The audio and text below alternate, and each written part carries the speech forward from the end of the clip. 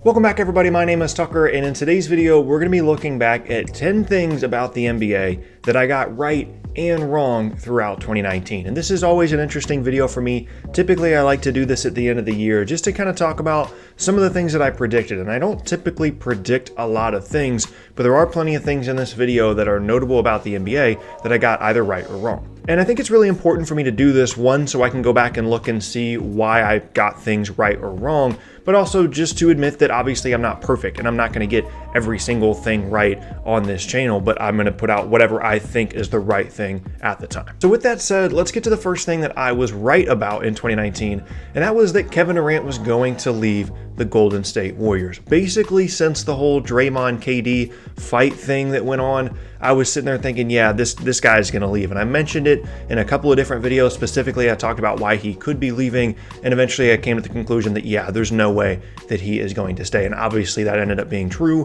There's multiple opinions on whether or not he would have actually left if he didn't get hurt in the finals and how much that had to do with him leaving. But in subsequent interviews with Steve Kerr on the Bill Simmons podcast and other different places, it's pretty well known that he had kind of decided throughout that year that it was time for him to move on, that he'd gotten out of Golden State what he wanted to, he got a couple of championships, and he was just ready to do something else, and ultimately that meant he wanted to go to Brooklyn. Moving on now to something I got wrong in 2019, and that was a video titled, "These are the most untradeable players in the NBA right now." And two players in that video, Paul and Russell Westbrook, actually got traded for each other. And I made the case that their contracts are just so large and they're getting older. Russ has some injury issues, Paul has some injury issues, and I made the case there's no way that you're going to find a trade partner for these guys, without accounting for the fact that they could actually be traded for each other as they were over the summer. Now, obviously, that was always a possibility, and I failed to mention that, I believe, in the video, that when I say untradeable, obviously it's possible that salary-wise these guys could be traded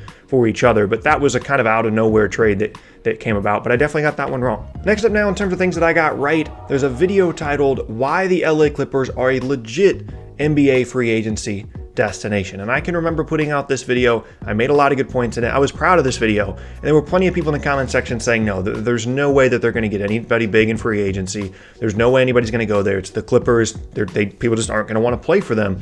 And then obviously they ended up getting Kawhi and Paul George. I definitely wasn't anticipating the Paul George thing, but Kawhi I felt pretty strongly was going to end up there, and someone like maybe Jimmy Butler or whoever would end up joining him. So I'm pretty proud of that one, that I kind of saw that one coming and went way out there saying these are, this team is a legit free agency destination. We have to pay attention to them. They're absolutely legitimate, and that obviously ended up being true. Next up now, this one I got way wrong.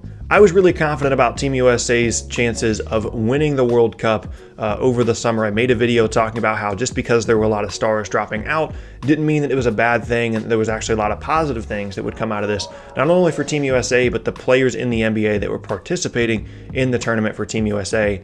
And that ended up not being true at all, at least in terms of their tournament standing. I think I made a comment saying, like, we could send our B or our C team and still probably go and win this tournament. And that ended up not being true, and I still think that team had every chance to win the tournament. There's a couple of other factors that went into why they lost, and injuries and things like that. I'm not making excuses for them. I 100% got this wrong, but I still felt justified in my opinion at the time. Congrats to all the other teams that outperformed Team USA at the World Cup, but that one is definitely one that I got wrong. Moving on now to something that I got wrong, and this is a pretty minor thing, but still notable because it's the entire title. And the title of the video is something like, "Free agents in 2019 to stay away from him." And in the thumbnail, it's D'Angelo Russell and Willie Cauley-Stein. Now, the D'Lo thing, I got a lot of hate for. He ended up getting a max contract. Still not convinced he's going to be worth that. But Willie Cauley-Stein was a player that people thought was going to get a lot of money this summer, and then ended up signing a minimum contract with the Golden State Warriors, or a near minimum contract with the Warriors. So I'm cool with that one. I'm pretty proud of that prediction, just saying that Cauley-Stein's production in Sacramento and his value to that team was a little bit overinflated, and obviously that came true in free agency as other teams around the league. In an offseason in which a lot of teams had money, none of them wanted to invest it in Willie Cauley-Stein, even ended up turning down an extension with the Kings in order to go into free agency and not get very much money at all. So that one's definitely one I got right. Moving on now to something I got wrong. I did not think that the LA Lakers were going to end up getting Anthony Davis. And this was a weird prediction for me because the year before I predicted that the Lakers were going to end up signing LeBron James. I predicted that well before free agency even started. But then when this AD thing came out, this is before the lottery, I was like, they don't have the assets in order to make this deal, because at the time Brandon Ingram was dealing with like the weird blood clot in his shoulder issue. Lonzo Ball didn't have a great year. I mean, Josh Hart, Kyle Kuzma, some picks.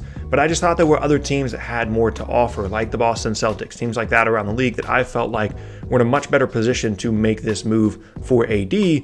But at the end of the day, it ended up being the complete opposite, because they got the fourth pick in the lottery. Then they were trading away all these future picks, and they traded away basically every piece that they had other than Kyle Kuzma, and they ended up getting him. And I specifically remember saying in a video that I didn't think that it was possible for the Lakers to get Anthony Davis. This was before the lottery, just because they didn't have the assets and they were going to get outbid. And I didn't think the Pelicans wanted to trade him to LA either, just because they were bitter about the whole situation. But that ended up obviously being wrong. Moving on now to one that I'm probably most proud of in 2019 in terms of something that I got right.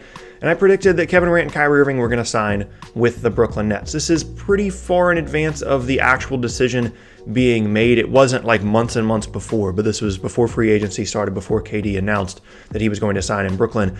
And the reason that I made this prediction was because I was actually on vacation. I was in Disney World, and I got a notification that the Nets were the betting favorite suddenly to sign Kyrie Irving, and that the momentum was going towards him signing there. And I was sitting there thinking, there's no way that they're just going to get one guy. Like, if they're going to sign Kyrie, I feel like someone else is going to want to go. And then it seemed like KD was going to leave. And then the injury happened in the finals. And I was like, yeah, I think this is going to happen. I think DeAndre Jordan's relationship with those two guys, and then his experience with the Knicks, kind of steered them away from signing with New York, and then they ended up coming to Brooklyn. And so I'm pretty proud of that one. I put it in the thumbnail of my free agency predictions video and everything, and it ended up coming true. Third to last now, something that I got wrong in a pretty big way. This is so far this season, but it's pretty sustainable. There's a video titled like NBA 5 or 6 NBA stars that are going to take a step back this season. And in the thumbnail, it's James Harden, and then the caption says 36 points per game with Russ, ... And then there's Paul George with the Clippers, and it's like 2 shoulder surgeries, ? And basically the idea there was, I didn't think that James Harden was going to be able to sustain his points per game production after they made the Russell Westbrook trade. I thought that he was going to have to take a step back from a statistical standpoint, potentially being more efficient, but there was no way that I thought he was going to be still averaging in the mid 30 point per game for an entire season. But he's, increased that from last year somehow, even with Westbrook on the team. And then Paul George, I was really concerned about his ability to come back from the double shoulder surgery that he had over the offseason, despite having a near MVP level campaign last year. But he's been awesome for the Clippers so far, so I definitely got that one wrong, and I feel pretty confident that that's going to continue to be wrong for the rest of this season. Those guys are not going to take a step back, and in some ways they're taking a step forward. Next up now, the last big thing that I want to talk about that I got right in 2019 was when Jimmy Butler was initially traded to the Philadelphia 76ers. And I understand that this is a 2018 thing, but this is a 2018 video, but it goes into 2019. But when Butler was initially traded from Minnesota to Philly, the thumbnail of that video X'd out Markelle Fultz, and it basically said Markelle Fultz trade ?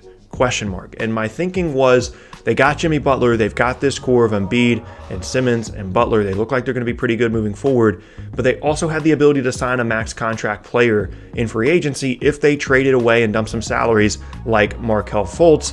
And that ended up being a thing. They traded him to Orlando for Jonathan Simmons. That contract expired, or they moved him to the Clippers in a trade or whatever. They ended up opening up the cap space to be able to get Al Horford in free agency, and they were able to bring in Tobias Harris as well. And now they obviously traded away Jimmy Butler and got Josh Richardson. But the fact that the Jimmy Butler trade was going to then instigate a Markelle Fultz trade in terms of dumping his salary and just kind of resetting him in a different place ended up being a really good prediction for me, and I'm pretty proud of that one, just kind of seeing the long-term effect of that Jimmy Butler trade on that 76ers team.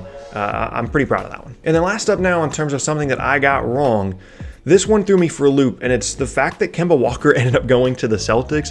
I have a pretty good track record with predicting where players are going to go in free agency. I'm obviously not going to get 100% of them right. I'm not going to get 50% of them right, but I have a pretty good track record. Like a couple of years ago, I predicted that DeAndre Jordan was going to sign with Dallas. I talked about the LeBron thing, the KD and Kyrie thing this year. But Kemba going to the Celtics was not on my radar, because I could see the path towards them creating max space when they dumped Aaron Baines and everything.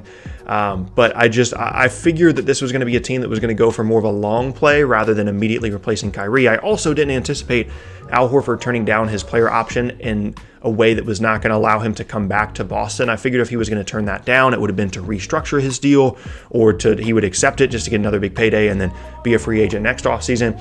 But I just didn't anticipate all of the dominoes that went down there. I figured that Kemba would either stay in Charlotte if they offered him the Supermax, or he would go to a team like Dallas that was definitely hunting players like him and Chris Middleton in free agency. So that one definitely came out of nowhere for me, the fact that Kemba went to Boston. But again, there was just so many different circumstances that I did not anticipate. But still, I 100% got it wrong. And there you have it. That is going to be the end of today's video. And I thank you all very much for watching. Like I said, I like to do this kind of video just to kind of show, obviously to brag on myself a little bit and talk about some of the things that I got right, but also there's plenty of things that I'm going to get wrong about the NBA. I'm under no impression that I'm going to be perfect. But as long as I come to a conclusion based off research and based off this train of thought that actually makes sense, then I'm cool with getting things wrong or right in the future. As long as I'm not just guessing and I'm actually coming to that conclusion based off some kind of, logical thinking, for lack of a better term, then I'm cool with getting stuff wrong. But like I said, that is going to be the end of today's video. Once again, my name is Tucker. If you missed any of my previous videos, then be sure to check out the boxes on screen. Thanks again, and I'll see you all next time.